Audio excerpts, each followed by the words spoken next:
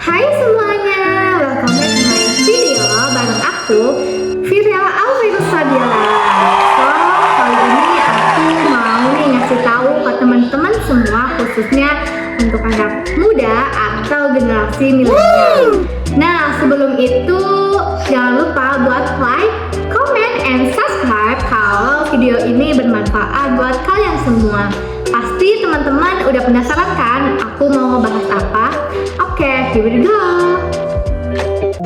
Kalau ditanya siapa sih yang bisa membuat kalian bahagia?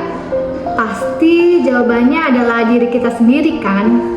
Tapi apa kalian semua udah benar-benar tahu apa sih yang membuat diri kita bahagia? Dari Marissa Aninta, kita dapat belajar untuk mengenali diri sendiri dengan baik. Hari ini kita sering dibuat lupa tentang apa diri kita itu karena kita terlalu sibuk bekerja atau terlalu sibuk dengan media sosial. Lupa tentang makna hidup kita dan lupa untuk mencari jati diri. Banyak orang menghabiskan waktu tanpa tujuan. Bisa jadi karena sekedar kebiasaan atau hal yang tanpa disadari membuat kita ketagihan. Berhentilah untuk merasa bahwa kamu adalah orang yang paling menderita, tapi coba-coba untuk melihat realita yang memang benar-benar ada di dunia nyata. Hidup ini bukan hanya sekedar scrolling dan juga sekedar posting, tetapi ada begitu banyak hal yang jauh lebih penting. Kamu gak akan menjadi apa-apa kalau kamu hanya melihat diri kamu sendiri dengan jumlah like atau jumlah komen. Tetapi ubahlah dunia itu dengan cara yang berbeda, yaitu itu menjadi lebih keren dan juga itu menjadi luar biasa. Ibarat air nih, tapi ember yang kalian punya atau kalian pakai itu menampung air tersebut bocor.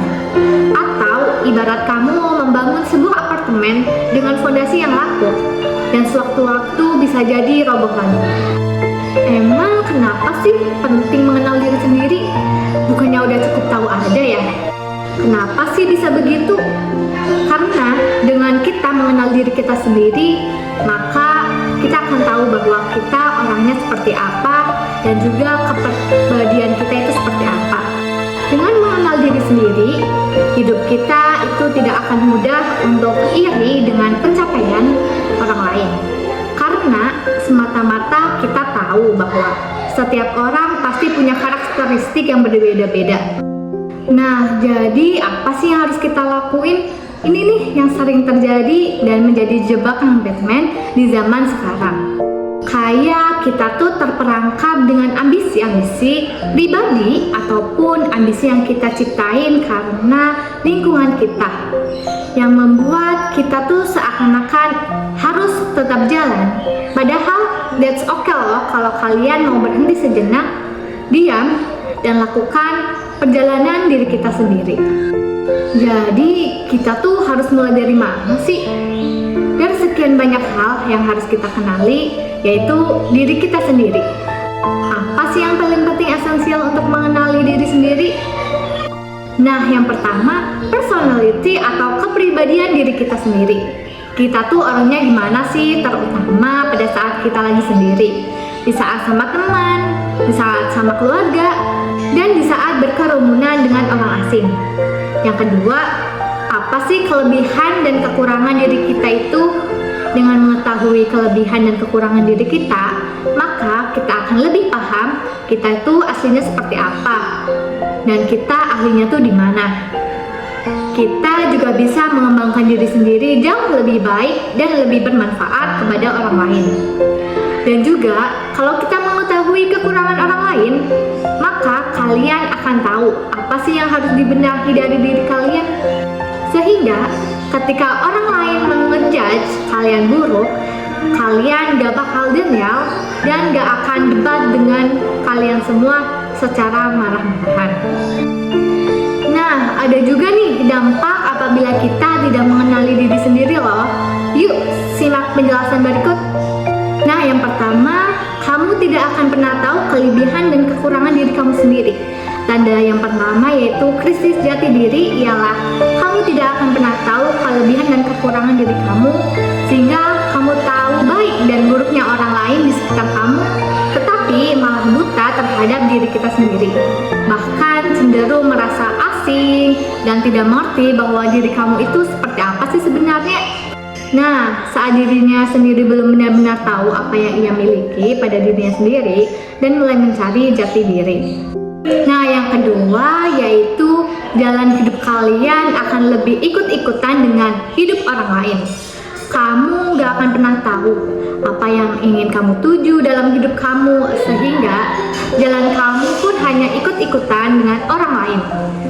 Jadi mengikuti standar dengan orang lain yang kalian tetapkan, mengikuti jalan hidup orang lain yang dianggap itu baik, dan mengikuti tren yang ada tanpa pikir panjang. Nah, kalau dipikir-pikir, yang baik bagi orang lain belum tentu baik untuk diri kita sendiri. Dan kamu semestinya menjalani hidup kalian sendiri atas keinginan diri kita sendiri. Tapi kamu tidak bisa melakukan itu sendiri dan berakhir mengikuti hal-hal oleh orang lain. Nah, yang selanjutnya apa sih yang kamu dapat setelah kamu mengenali diri kita sendiri? Nah, ada sebuah pepatah yang mengatakan bahwa tak kenal maka tak sayang, yang sering diucapkan oleh seseorang kepada orang lain untuk lebih dahulu mengenal individu secara mendalam. Nah, pepatah satu ini ternyata berlaku juga buat diri kita sendiri, sehingga kita dapat mengenal diri sendiri loh. Dengan mengenal diri sendiri secara lebih mendalam, seseorang akan menjadi lebih percaya diri dengan segala kemampuan yang ada pada dirinya sendiri. Selain itu, kamu juga akan paham soal kelebihan dan kekurangan diri kamu sendiri, sehingga mudah melihat sebuah peluang dan tahu kapan saatnya kamu rehat. Setelah kamu mengetahui kelebihan dan kekurangan diri kita sendiri, maka kita menjadi lebih mudah untuk bersosialisasi. Hal ini yang membuat kamu semakin pede untuk berkomunikasi secara efektif. Gak cuma pede loh, kamu juga akan merasa lebih nyaman dengan keunikan diri sendiri tanpa harus mengikuti hal-hal oleh orang lain. Untuk itu, setiap permasalahan terutama yang berkaitan dengan luka atau batin serta mental, alangkah baiknya segera diatasi dengan baik. Salah satunya dengan cara yang efektif, yaitu dapat membantu membuat kalian bukan luka, yaitu dengan self-healing, yang sebenarnya banyak sekali cara yang dapat kita lakukan untuk melakukan self-healing. Namun salah satu terapi yang dapat kita lakukan yaitu berkomunikasi secara intrapersonal atau berkomunikasi secara individu.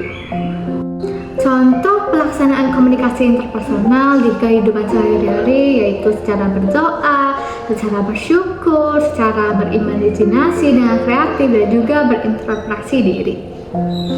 Oleh karena itu, cobalah berkomunikasi dengan diri sendiri agar lebih menguatkan spiritual atau keimanan.